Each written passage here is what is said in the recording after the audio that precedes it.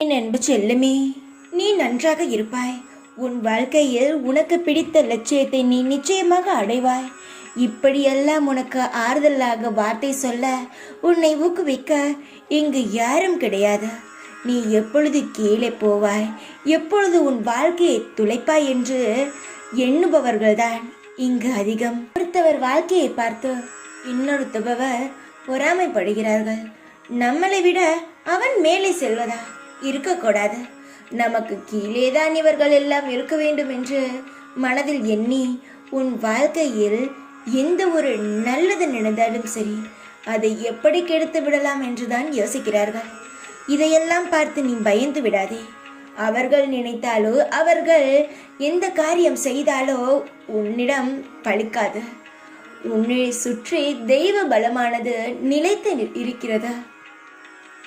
இந்த உலகத்தில் தெய்வம் நினைப்பது மட்டுமே நடக்கும். தெய்வம் என்ன சொல்கிறதோ அது மட்டுமே தான் நடக்கும்.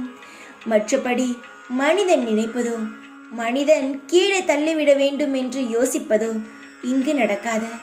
நான் என்ன கணக்கு போட்டு வைத்திருக்கிறேனோ அது மட்டுமே உன் வாழ்க்கையில் நடக்கும். ஆரம்பத்தில் அவர்கள் நினைப்பது போல் நடக்கலாம், அது உன் கர்மாவால் நடக்கலாம்.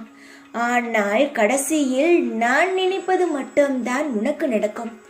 உன் வாழ்க்கையானது நீ நினைப்பது போல் இல்ல, மிக பிரம்மாண்டமாக இருக்க போகிறது.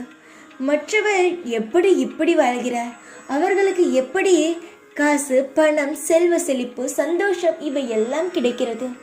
நானும் அதுபோல் தானே தெய்வத்தை வணங்குகிறேன், ஆனால் எனக்கு எதுவும் கிடைக்கவே இல்லையே என்று யோசித்த உன் மனதிற்கு நீ நினைத்ததை விட பல மடங்கான லாபமும் சந்தோஷங்களும் அள்ளி கொடுக்க போகிறேன்.